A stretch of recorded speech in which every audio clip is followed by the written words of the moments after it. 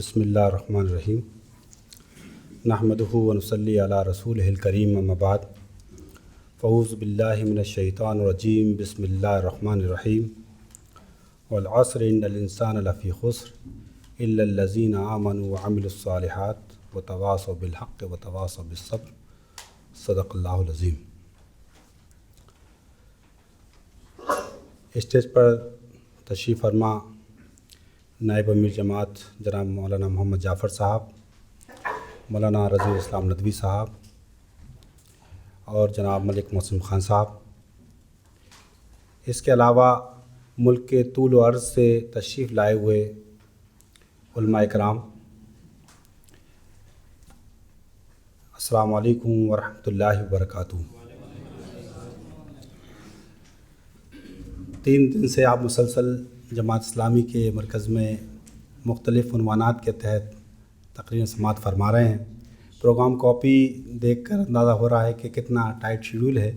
तो जमात के आमतौर से प्रोग्राम इसी शेड्यूल में चलते हैं, तो बहरहाल बहुत ज़हमत भी हो रही होगी, लेकिन इंशाअल्लाह ये मुफीद होगा आपका यहाँ रहना, बैठना, सुनना। तो मैं भी आपका जमात की जानिब से एक बार फिर से इस प्रोग्राम में खैर मक़दम करता हूँ। और ये हम अपनी इसको खुशनसीबी समझते हैं कि उलमा इकराम के दरमियान में कुछ बातें इस उन्वान के हवाले से गोश गुज़ार करने का हमें भी मौका मिला। अल्लाह ताला से दुआ है कि कुछ मुफीद बातें इस उन्वान के तहत यहाँ पर आएँ और जो हमारे लिए आइंदा के लिए कुछ मुफीद साबित हों। उन्वान आपके सामने है, प्रोग्राम कॉपी में आपने देखा होगा, मिल्लत के अहम मफादात के तहफ़्फ़ुज़ की तदाबीर। तो इसके 2 जुज़ हो सकते हैं, अहम मफादात क्या हैं और उनके तहफ़्फ़ुज़ की तदाबीर क्या होनी चाहिए, क्या इख्तियार करना चाहिए। तो मैं कोशिश करूँगा कि पहले हम अहम मफादात क्या हैं जिनकी हिफाजत चाहते हैं, जिनका प्रोटेक्शन चाहते हैं, वो मफादात पहले सामने होना चाहिए, ताकि फिर ये बात हो कि फिर उनका हल कैसे होगा। बीच बीच में कहीं कहीं मफादात के साथ साथ उसके तहफ़्फ़ुज़ की बात भी आएगी, लेकिन मैं कोशिश करूँगा कि अपनी गुफ्तगू के आखिरी हिस्से में तदाबीर पेश करूँ।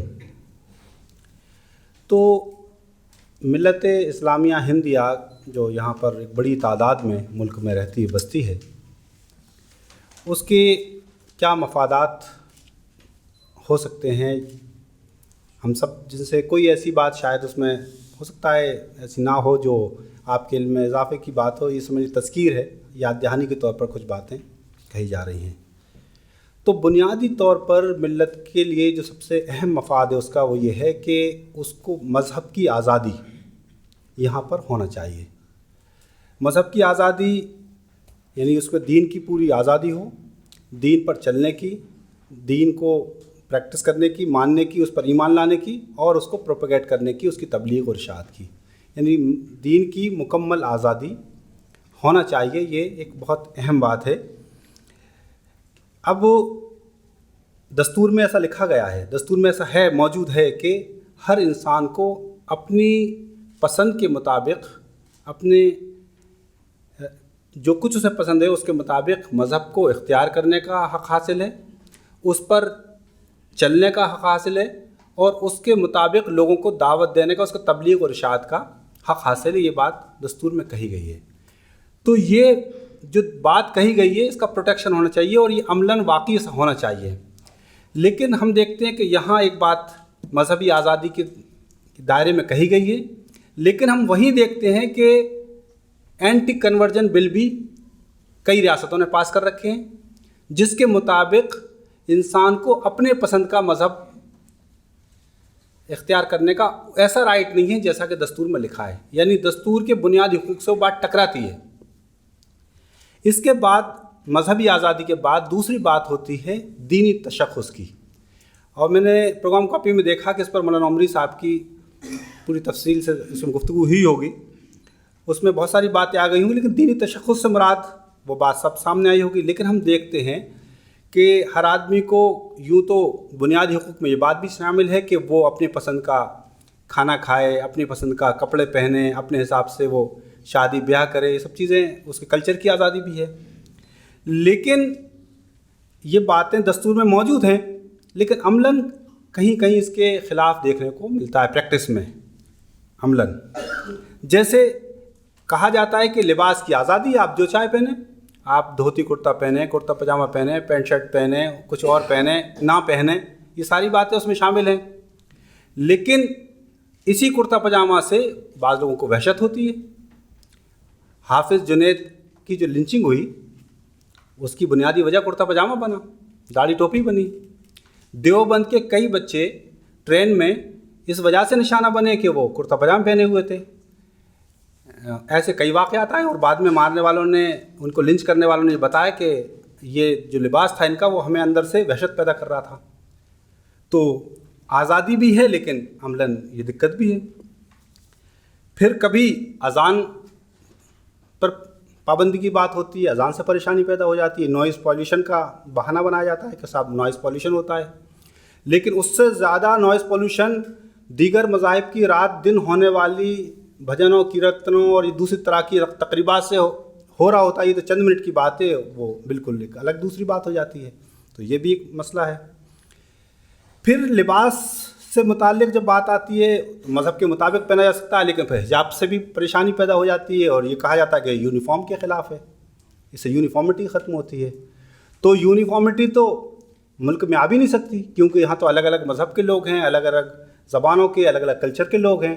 کوئی کچھ پہنتا ہے، کوئی کچھ کھاتا ہے، کوئی کچھ الگ طرح سے رہتا ہے، تو وہ تو ہو بھی نہیں سکتا. تو جب ہم یہ بات کہتے ہیں کہ ہر ایک کو اپنے مذہب کے مطابق سب کرنے کی آزادی ہے، تو یہاں تک کہ سینٹرل اسکول کے تو ڈریس کوڈ کے اندر یہ بات لکھی ہوئی ہے کہ یونیفارم سے ملتے ہوئے کلر کا حجاب یا پگڑی بھی استعمال کی جا سکتی ہے. سب کچھ کلیئر ہے، لیکن اس پر بھی سیاست ہو رہی ہے. تو یہ سب چیزیں ہمارے مفادات کے پر ضرب لگا رہے ہیں. پھر داڑھی کا مسئلہ بھی زیر بحث آ جاتا ہے. مدھیہ پردیش کا ایک کیس بہت مشہور ہوا تھا. ایک لڑکا سلیم نام کا تھا، اس کو اسکول سے باہر کر دیا گیا تھا، اس کا ایڈمیشن کینسل کر دیا گیا تھا داڑھی کی وجہ سے. بعد میں وہ سپریم کورٹ سے وہ لڑکا کیس جیتا. لیکن ابھی بھی وہ مسئلہ کئی اسکولوں میں، کئی پروفیشنل کالجز میں یہ مسئلہ ابھی بھی مسئلہ ہے.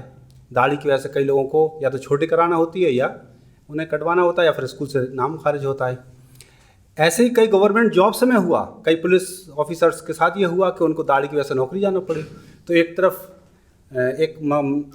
اسی ملک میں ایک اقلیت کو پوری طریقے سے داڑھی واڑی رکھنے کا اختیار حاصل ہے، ایک دوسرے مذہب کو نہیں ہے. تو یہ دستور میں ہے لیکن عملاً نہیں ہے. تو یہ بھی ایک مسئلہ ہے، یعنی ایک ایسی چیز ہے جو قابل توجہ ہے. اسی طریقے سے مدارس اسلامیہ سے بھی ایک کائنات ہے، اس سے ہی پریشانی ہے. آرٹیکل 2930 کہتا ہے کہ ہر کمیونٹی کو، مائنورٹی کمیونٹی کو اپنے مذہب کے مطابق تعلیمی ادارے قائم کرنے کا اختیار حاصل ہے. اس کو چلانے کا، اس کا سلیبس بنانے کا، اس میں ایڈمیشنز کا، اس میں تقرری کا سارا اختیار حاصل ہے. اور اپنے مذہب کی تعلیم کے حساب سے وہ اپنی اس کو کلچر کو پروٹیکشن کے لیے وہ اپنے کلچر کو پروٹیکٹ کر سکتے ہیں. لیکن اسی وقت وہ مدرسے اچانک کبھی کبھی دہشت گردی کے اڈے بن جاتے ہیں، چاہے وہ دیوبند ہو یا وہ ندوہ ہو یا کوئی اور دوسرے مدارس ہوں، وہ سارے کے سارے کبھی کبھی چبھنے لگتے ہیں. پھر قربانی ہے. ہر عید کے موقع سے اچانک جیو ہتیا کا سوال اٹھنے لگتا ہے کہ صاحب یہ جیو ہتیا ہے اور اس پر قربانی پر پابندی ہونا چاہیے. اتنے لاکھوں کروڑوں جیووں کی ہتیا ایک ساتھ ہو جاتی ہے. تو یہ تو ایک بڑا فریضہ ہے قربانی. تو کہاں مذہب پہ چلنے کی آزادی اور اس کے ساتھ پھر یہ رکاوٹیں. تو یہ چیزیں ذرا سی غور کرنے کی ہیں. تو مذہبی آزادی ہو گیا، دینی تشخص ہو گیا. اب جانی و مالی تحفظ کی بات ہوگی. تو جانی و مالی تحفظ میں اگر ہم دیکھیں تو یہ دستور گارنٹی دیتا ہے ہر شہری کے جان، مال، عزت، آبرو کی حفاظت ہوگی. دستور اس کی گارنٹی دیتا ہے ہر شہری کے لیے. لیکن موب لنچنگ ہم نے خوب دیکھی ہیں ابھی، اور اس کے ویڈیو بھی وائرل ہوئے، وائرل کیے گئے، بنائے گئے. کسی نحیف سے، کمزور سے آدمی کو مارو، پکڑو، پوری بھیڑ اس کو مارے کہ وہ بیچارہ یا تو وہ نعرے لگائے جس طرح کے وہ لگوانا چاہتے ہیں، وہ ڈرے، ہاتھ پیر جوڑے، تاکہ وہ ویڈیو میں اتنا وحشت ناک ایک چہرہ، ایک کمزور سا کمیونٹی کا چہرہ نظر آئے اور اس کو پھر وائرل کرو تاکہ دوسری کمیونٹی کا مورل ڈاؤن ہو. تو یہ اتفاق نہیں ہوتا بلکہ یہ سب سوچے سمجھے طریقے سے ہوتا ہے۔ پھر جان مال عزت آبرو کی حفاظت کی گارنٹی کے باوجود NRC یا CA کا کوئی پروٹیسٹ کرتا ہے تو بلڈوزر لے کر پہنچ جاتے ہیں اس کے گھروں پر۔ کئی گھر ٹوڑے UP میں ٹوٹے، مدھیہ پردیش میں ٹوٹے، اور بھی جگہوں پہ ٹوٹے۔ تو یہ کون سا قانون میں لکھا ہوا ہے یہ کہ کسی سے اگر حکومت کا اختلاف ہو، حکومت کے کسی فیصلے کے خلاف کوئی پروٹیکشن کوئی پروٹیسٹ کرتا ہے اور اس کا دستور پروٹیسٹ کو، پرامن پروٹیسٹ کو ڈیموکریٹک وے میں اس کو گارنٹی کرتا ہے، اس کی ضمانت دیتا ہے، لیکن وہی اگر آپ استعمال کرتے ہیں تو اس کا نتیجہ یہ نکلتا ہے۔ تو کہیں نہ کہیں دو الگ الگ فریکوینسی پہ چیزیں چل رہی ہیں، تو وہ ذرا دیکھنے کی بات ہے۔ پھر اسی کے طریقے سے دیکھتے ہیں ہم کہ جھوٹے مقدمات کے تحت جیلوں میں قید و بند اٹھا لیے دہشت گردی کے نام پر، 5 سال 10 سال 15 سال 20 سال 20 سال تک کا بھی ریکارڈ ہے، ہو سکتا ہے کچھ اور زیادہ سال کا بھی ہو، مطلب ایسے کیس جو ہم نے دیکھے ہیں یہاں سے ڈیل کیے ہیں تو 20 سال تک کے لوگ جو باعزت بری۔ اب آپ نے تو ایک لفظ لکھ دیا باعزت بری ہو گئے، لیکن اس کے جو 20 سال ہوئے، وہ ایک لڑکا یہاں دہلی کا عامر جب 20 سال بعد چھوٹا تھا تو وہ بہت 14 سال کی عمر میں وہ گئے تھے۔ اس وقت یہ موبائل وغیرہ نہیں تھے، جب وہ باہر آئے تو یہ موبائل وغیرہ آ چکے تھے، تو وہ اس دنیا سے چکا چوندھ ہو گیا تھا۔ وہ عجیب باتیں کرنے لگا تھا کہ ارے یہ موبائل کیا عجیب چیز ہے، اس سے ایسا ہو جاتا ہے ویسا ہو جاتا ہے، تو اس سے پورا وہ مطلب اس کا دماغی توازن گڑبڑا گیا تھا۔ تو یہ جو ان کی زندگی کے 5 سال 10 سال 20 سال جس کے نتیجے میں پورا گھر کا گھر، کنبہ کا کنبہ، خاندان کا خاندان متاثر ہوتا ہے، بچوں کی تعلیم و تربیت متاثر ہوتی ہے، لوگ دانے دانے کے محتاج ہو جاتے ہیں، بعض جگہ ایسا ہوا ہے کہ لوگ واقعی بھیک مانگنے پہ مجبور ہو گئے ہیں۔ تو یہ پوری طریقے سے ایک طرف آپ گارنٹی کرتے ہیں کہ جان مال عزت آبرو کی حفاظت ہوگی، دوسری طرف اتنا لمبے ٹائم تک کے لیے آپ ڈال دیتے ہیں، کوئی کمپنسیشن نہیں ہے، فیک انکاؤنٹر ثابت ہو جاتا ہے، فیک انکاؤنٹر، لیکن کوئی کمپنسیشن نہیں ہے۔ اور دوسرے ممالک کو اگر ہم کمپیئر کریں تو وہاں پر یہ ہے کہ غلط طریقے سے کوئی لمبے وقت میں رہا ہے اور اس میں لگا کہ ہم حکومت کی یا انتظامیہ کی غلطی تھی تو حکومت معافی مانگتی ہے، اس کو کمپنسیٹ کرتی ہے کہ بھائی یہ غلط طریقے سے ایسا ہوا۔ تو یہ جانی مالی کے جو تحفظ ہے وہ بھی ایک بہت بڑا تھریٹ ہے ہمارے سامنے، اس کو بھی دیکھنا ہے کہ وہ کیا اس کا حل ہے۔ پھر جو ایک اہم مفاد میں سے ایک مفاد یہ بھی ہے کہ ملت کے درمیان اتحاد ہو، ملی اتحاد کے بغیر اور بلا تفریق مکتب فکر ہو، مسلک ہو، تمام ٹھیک ہے، کچھ اختلافات فروعی ہو سکتے ہیں، وہ اپنی جگہ ٹھیک ہے چلیں گے جب تک چلنا ہوگا، لیکن ملت کے اہم ترین مفادات کے لیے سب جمع ہو جائیں۔ کبھی کوئی واقعہ ایسا ہو، شریعت پر حملہ ہو، اہانت کا معاملہ ہو، کچھ اور ایسی چیز ہو کہ جیسے ابھی بیچ میں کئی مسائل ہوئے ٹرپل طلاق کا اور اس طرح کے، تو اور الحمدللہ ملت میں ایسا ہوا ہے کہ شابانہ کیس میں کئی موقع ایسے آئے کہ ملت بالکل ایک دم شیشہ پلائی ہوئی دیوار کی طرح کھڑی ہوئی، سارے اختلافات بھول کر۔ تو یہ بہت ضروری ہے اور اس کو آگے بھی رہنا چاہیے۔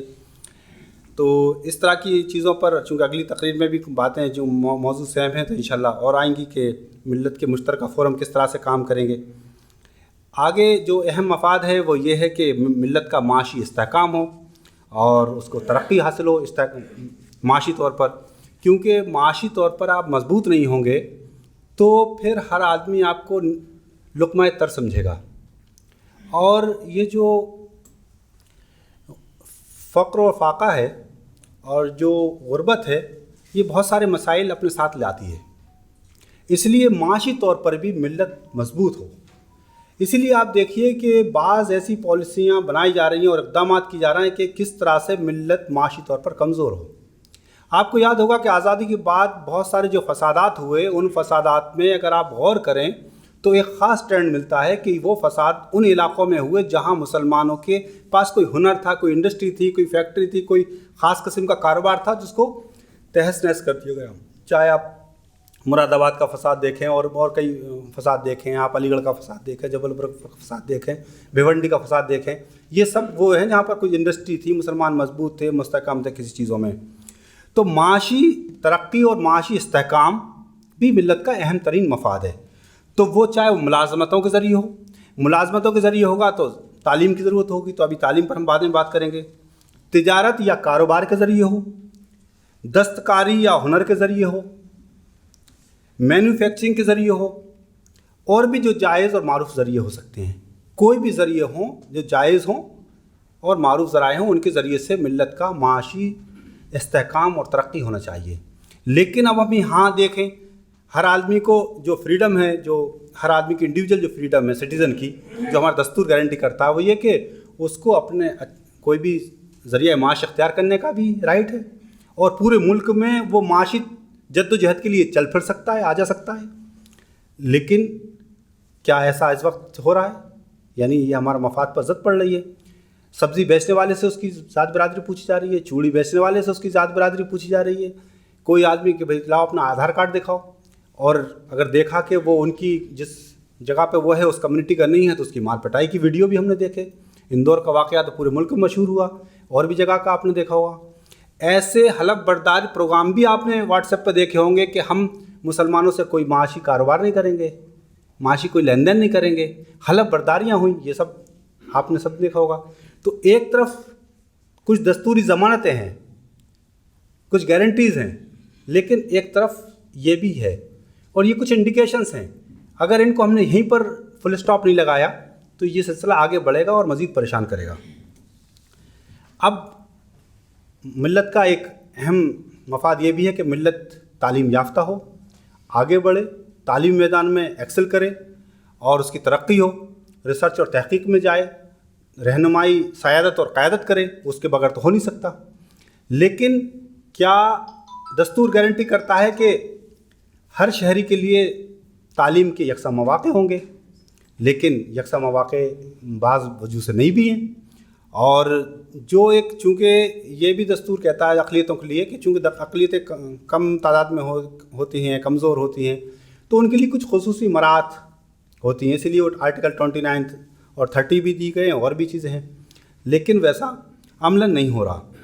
تو ابھی ہم دیکھ رہے ہیں بلکہ کیا ہو رہا ہے کہ ایک خاص مذہب اور ایک خاص کلچر کا ڈومینیشن لایا جا رہا ہے تعلیم کے اندر، تو جو نقصان دہ ہے، چاہے اس کو آپ بھگوا کرن کے نام سے کہیں یا کسی مخصوص مذہب کی بالادستی اور اس کو امپوز کرنے کی بات کہیں۔ اسی نصاب کے اندر تاریخ کو مس کر کے بالکل نئی تاریخ اور جھوٹی تاریخ پڑھانے کی بات ہو رہی ہے۔ تو تعلیم بھی دو تو غلط تعلیم دو، اور اپنے مذہب کی تعلیم دو۔ تو اگر سرکاری ادارے ہیں تو وہاں تو کسی مذہب کی تعلیم کسی ایک مذہب کی نہیں ہو سکتی، یا تو سارے مذہب کی ہوگی یا پھر کسی مذہب کی نہیں ہوگی، یا تو سب کو برابر اس میں جگہ دی جائے گی۔ اگر ایک چیپٹر ہندوازم پر بھی ہے تو ایک چیپٹر اسلام پر بھی ہوگا، سکھ پر بھی ہوگا، بودھ پر بھی ہوگا، جین پر بھی ہوگا، سب پر ہوگا ایک ایک چیپٹر، اور نہیں تو پھر کسی کا نہیں ہوگا۔ یہ نہیں ہوگا کہ صرف ایک مذہب کا ہوگا اور باقی کا نہیں ہوگا، یا ایک مذہب کا تو اتنا 4 پیراگراف ہوں گے، باقی ایک لائن ہوں گی سب کی، یہ بھی نہیں ہوگا، پروپورشن بھی سیٹ ہوگا، لیکن ایسا نہیں ہے۔ تو یہ بھی ایک بہت چیز دیکھنے کی ہے۔ نئی تعلیم پالیسی اب آئی گئی ہے، تقریباً نفاذ بھی اس کے مطابق ہو رہا ہے۔ اس میں بھی ویدک کلچر کو جس طرح سے لانے کی پوری کوشش ہو رہی ہے، وہی خاص کلچر کو لانے کی کوشش ہو رہی ہے، اس حساب سے پورا پالیسی ڈرافٹ کی گئی ہے۔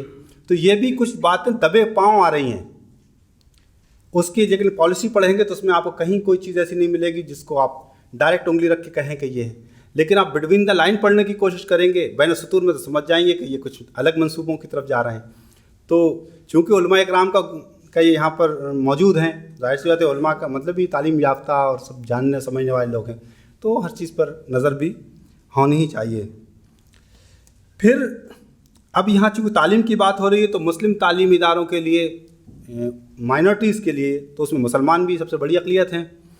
تو ایک طرف تو آرٹیکل 29-30 تعلیمی اداروں کی گارنٹی کرتا ہے، ان کو خصوصی مراعات دیتا ہے، لیکن شاید وہ مصطفیٰ فاروق صاحب کی تقریر میں، تعلیم بورڈ کے جو چیئرمین ہیں ان کی تقریر میں آیا ہوگا کہ NCPCR کے ذریعے سے اس کو بھی دبانے کی کوشش کی جا رہی ہے، ختم کرنے کی بہت ترقی سے ہو رہی ہے۔ National commission for child rights کے ذریعے سے ایک پٹیشن ابھی داخل کی گئی ہے۔ تو یہ، اور آسام کا جو مدرسہ بورڈ کا جو پورا سسٹم کو ختم کیا گیا، اور اب تو ان کی پراپرٹی کو بھی گورنمنٹ اپنے قبضے میں لینے والی ہے، اس کی تیاریاں چل رہی ہیں۔ تو یہ سب چیزیں بہت اہم ہیں جو دیکھنے اور سمجھنے کی ہیں۔ اسی طریقے سے مسلمانوں کی 2 بڑی یونیورسٹیاں मानी जाती हैं, एक अलीगढ़ मुस्लिम यूनिवर्सिटी और एक जामिया मिलिया। बाकी कुछ प्राइवेट यूनिवर्सिटी भी हैं या स्टेट यूनिवर्सिटी भी, जैसे रामपुर में जौहर यूनिवर्सिटी या दिल्ली में अल-फलाह यूनिवर्सिटी या और इस तरह की छोटे वहाँ साउथ में कुछ यूनिवर्सिटीज़ हैं।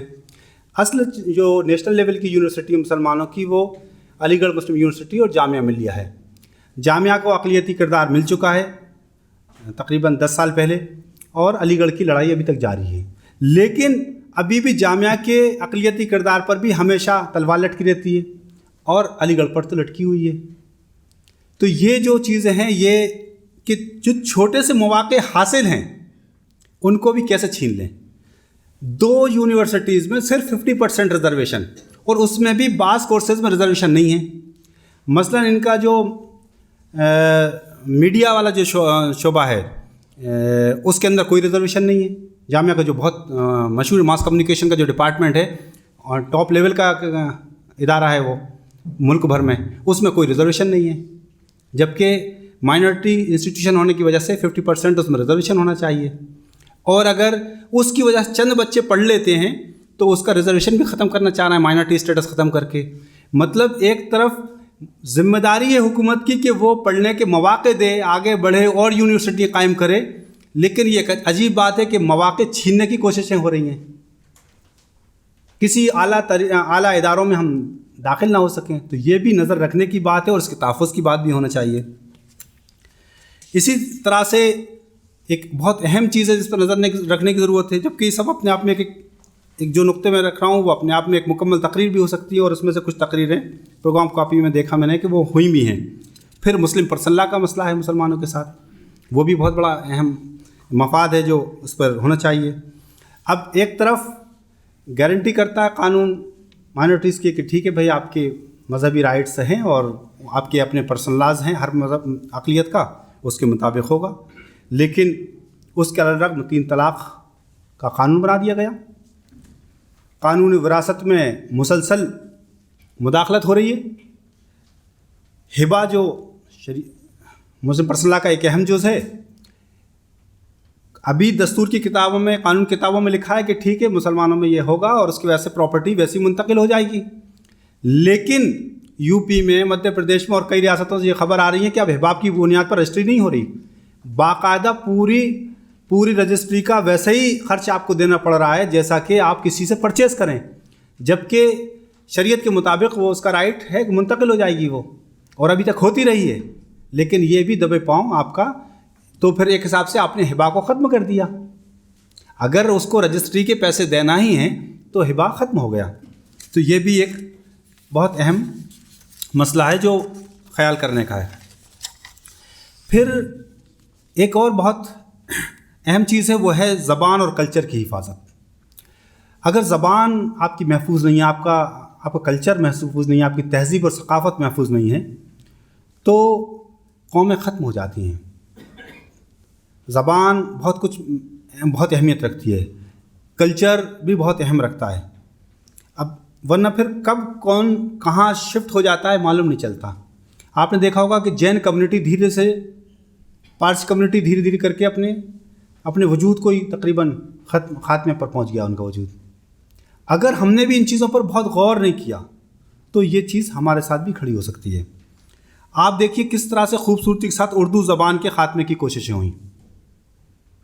उर्दू मुसलमानों की यूँ तो ज़बान नहीं है, लेकिन चूँकि दीनी लिटरेचर बेशतर उर्दू ज़बान के अंदर है और मदारिस का मीडियम उर्दू ज़बान है, और बहुत सारी, चूँकि अब एक ज़बान लंबे वक्त से मुसलमानों ने इसी ज़बान को इख्तियार कर लिया है, तो वो उनके साथ, उनकी आइडेंटिटी के साथ भी जुड़ गया है, तो इसलिए उसका प्रोटेक्शन भी ज़रूरी है। उर्दू मीडियम स्कूलों का ख़ात्मा, यूपी मुसलमानों की सबसे बड़ी तादाद में यही पाई जाती है। एक भी सरकारी उर्दू मीडियम स्कूल नहीं है उसमें जी। दिल्ली में जो थे वो ख़त्म किए जा रहे हैं, उनके 50% ज़्यादा ख़त्म हो चुके हैं, बाकी ख़त्म होने के नंबर पे हैं, उनको मर्ज कर दिया जाए दूसरे स्कूलों के अंदर। उर्दू असातिज़ा की तकर्रुरी का मसला हमेशा रहता है, जगहें खाली रहती हैं, पोस्टिंग नहीं होती।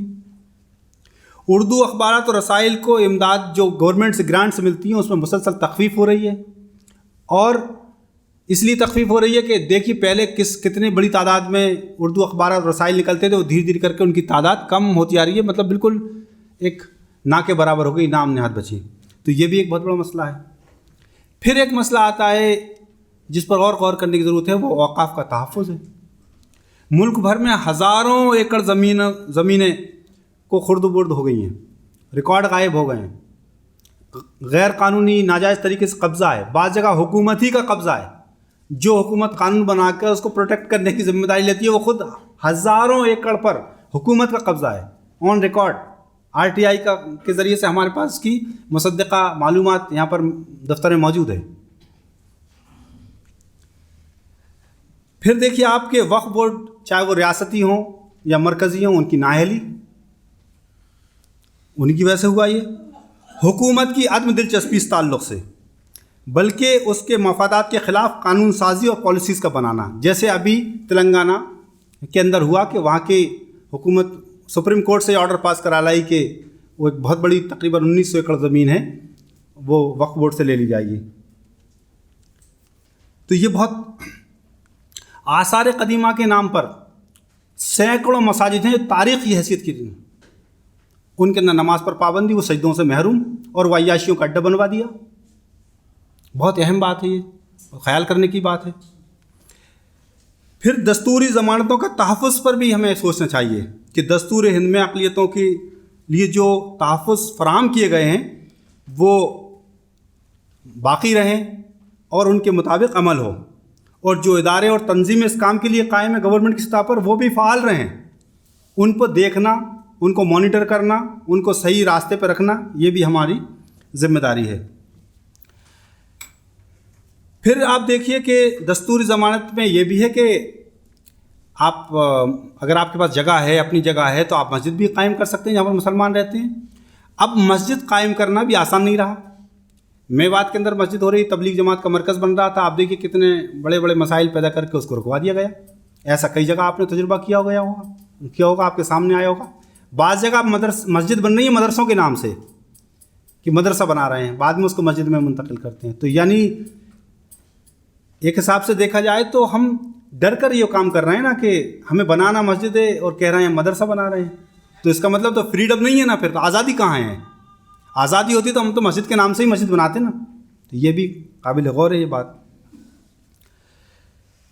پھر آپ دیکھیے کہ بابری مسجد کی شہادت ہوئی، مسلمانوں نے یہ سمجھا کہ اب ٹھیک ہے، صبر کر لیا. ہر تنظیم نے، پرسنل لا بورڈ نے، تمام تنظیموں نے سمجھایا مسلمانوں کو صبر کرو، بہرحال اب جو کچھ بھی فیصلہ آ گیا اس کے مطابق. لیکن آپ دیکھیے ایک بار پہ صبر کیا، کاشی، متھرا اور مختلف دوسرا ایک مسئلہ کھڑا ہو گیا فوراً. تو یہ مسائل ہیں جن پر نظر رکھنے کی ضرورت ہے. ایک دو نہیں ہے، کئی چیزیں ہیں، اور ان پر بالکل آنکھ کان ہر وقت کھلے رکھنے کی ضرورت ہے. کون سی چیز، کون سا اٹیک دبے پاؤں دھیرے دھیرے کر کے آپ کے لیے دائرہ کو سکڑتا جا رہا ہے، یہ چیز اہم بات ہے. پھر مسلمانوں سے راست یا براہ راست متعلق ادارتیں اور جو وزارتیں ہیں، ان کے جو آپ کے لیے بنائی گئی ہیں وہ کتنی ایکٹیو ہیں یا جتنی مؤثر ہیں، ان پر بھی نظر رکھنے کی ضرورت ہے. چاہے وہ وزارت اقلیتی امور ہو، حج کمیٹیاں ہوں. اب حج کمیٹی کی بات کریں گے تو چاہے وہ سینٹر کی ہو یا ریاستی ہوں. حج سبسڈی کو ختم کیا گیا کہ وہ کسی مذہب کے اس کو نہیں دی جا سکتی سبسڈی، کسی مذہبی. یہاں پر ایودھیا کے نام سے رامائن ایکسپریس چلائی جا سکتی ہے فری، اور کمبھ کے میلے کے لیے پوری کروڑوں، کئی 100 کروڑ کا فنڈ ہر سال دیا جاتا ہے.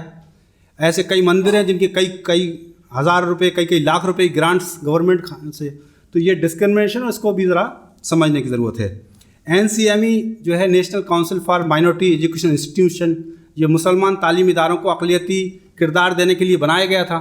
اس کی فنکشن دیکھیے، پچھلے سال اس نے صرف 4 اداروں کو گرانٹ کیا، جبکہ وہ سینکڑوں، صدیقی صاحب کے زمانے میں ہزار اداروں کو دیتا تھا ایک سال میں. اب 4 اداروں کو کل دیا گیا. تو مطلب اس کو اگر آپ گراف بنائیں گے تو کہاں تو اتنا اونچا بنے گا ایک جگہ، اور کہاں جا کے بالکل نیچے بنے گا. تو یہ سب بھی دیکھنے کی بات ہے. مدرسہ بورڈ جو ریاستوں کے ہیں، ان کو دیکھیے وہ کس طرح کی کس پرسی کی حالت میں ہیں، سسکیاں لے رہے ہیں، بس آخری سانسوں کا جیسے انتظار ہو. تو وہ ادارے بالکل جو مسلمانوں سے راست یا براہ راست متعلق ہیں، وہ سکڑتے ہوئے جا رہے ہیں. یہ بہت اہم بات ہے. چاہے وہ اوقاف کا ادارہ ہو، وہ مرکزی اور ریاستی. اسی طریقے سے NCPL جو اردو کے فروغ کے لیے بنا تھا، اب وہ اردو کا فروغ کم کر رہا ہے، کسی دوسرے مذہب کی تہذیب کا پرچار زیادہ کر رہا ہے. تو یہ بھی دیکھیے سارا فنڈ جو اس کے پاس کافی کئی کروڑ کا فنڈ ہوتا ہے اردو کی، وہ فنڈ کہاں خرچ ہو رہا ہے. اسی طریقے سے اردو اکیڈمیاں ہیں، چاہے وہ دلی کی ہو یا ریاستوں کی ہوں، وہ اردو کے لیے کیا کام کر رہی ہیں. تو یہ تمام چیزیں ہمیں جو ملت سے متعلق ہیں، ان کے مفادات کو کہیں نہ کہیں فائدہ پہنچا سکتی ہیں، ان کو پروٹیکٹ کر سکتی ہیں. ان تمام ایشوز کو دیکھنے کی ضرورت ہے اور ان کے تحفظ کی ضرورت ہے. تو یہ تو کچھ تھے ایشوز جو ہمارے سامنے رہنا چاہیے. یہ ملت کے مفادات ہیں، اہم مفادات، ان کا تحفظ ہونا چاہیے. اب بات میں 5 منٹ میں یہ ختم کروں گا یہاں کہ ان مفادات کا تحفظ کی کیا تدابیر ہو سکتی ہیں. تو تدابیر کے لیے تو سب سے پہلے ضروری ہے کہ جو ایشوز ہیں، جو مفادات ہیں، ان کی صحیح اور مکمل تفصیلی معلومات ہوں، ان سے واقفیت ہو. دوسری بات یہ کہ حل کرنے کے لیے مناسب منصوبہ بندی کی جائے. جو مسئلہ آپ اٹھائیں اس کے لیے پھر مناسب منصوبہ بندی کریں کہ کس مسئلے پر آپ جتنے مسئلے میں نے بتایا، گرچہ وہ ہر مسئلہ اپنے آپ میں اہم ہے، لیکن بیک وقت سارے مسئلے حل نہیں ہو سکتے، نہ کوئی کر سکتا. تو اس کے لیے کیا کرنا ہوگا؟ جو مسئلہ ہم لیں اس پر مکمل معلومات حاصل کریں اور پھر تفصیلی منصوبہ بندی کے بعد آگے بڑھیں. اس سے متعلق رائے عامہ کو ہموار کریں. جو مسئلے کو آپ حل کرنے جا رہے ہیں، لوگوں کا پبلک سپورٹ بھی آپ کے پاس ہونا چاہیے. بغیر سپورٹ کے آپ نہیں کر سکیں گے. پھر جو کام کریں اس میں جذباتی تکلی نہ ہو کہ وقتی طور پر کوئی مسئلہ اٹھا، آپ نے بالکل ایک دم بڑا پروٹیسٹ کر دیا، کوئی ہنگامہ کر دیا، کوئی چکا جام کر دیا، کچھ کر دیا، پھر ٹھنڈے بستے میں نہیں. تسلسل ہو اس میں اور سنجیدگی کے ساتھ حل کرنے کی کوشش ہو. کنٹینیوسلی لگے رہیں، چاہے نتائج دیر سے ہی نکلیں لیکن کنٹینیو لگے رہیں انشاءاللہ. اس کے لیے ایڈوکیسی کریں، لابنگ کریں، لوگوں سے ملیں جلیں، بتائیں کہ وہ جو آپ ایشو اٹھا رہے ہیں اس کی کیا اہمیت ہے، وہ کیوں ہونا چاہیے. یہ تمام چیزیں. اگر قانونی چارہ جوئی کی ضرورت پڑے تو کورٹ جائیں، لوکل کورٹ جائیں، ہائی کورٹ جائیں، سپریم کورٹ جائیں، جہاں سے وہ مسئلہ جو بھی کا متعلق مسئلہ ہے اس کے متعلق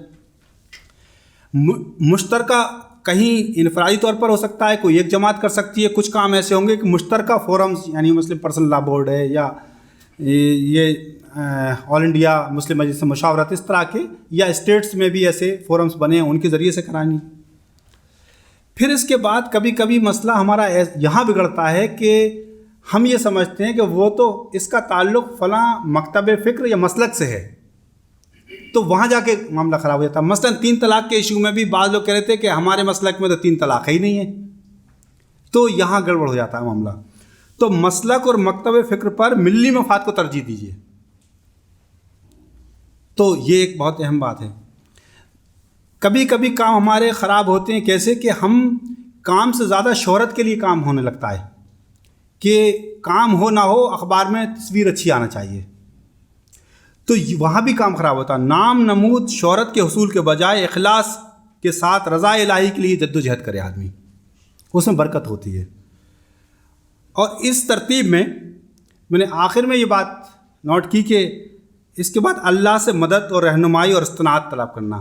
یہ بات جان بوجھ کر آخر میں لکھی ہے کہ ہم یہ کام پہلے کرتے ہیں اور باقی کام کچھ نہیں کرتے. پھر تو سارے کام کرنا ہے اور پھر اللہ سے مدد طلب کرنا ہے.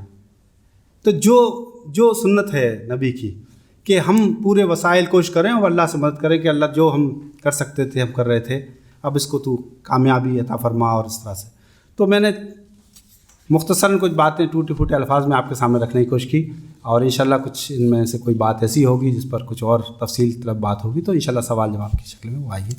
واخر دعوانا الحمدللہ رب العالمین. شکریہ، جزاک اللہ.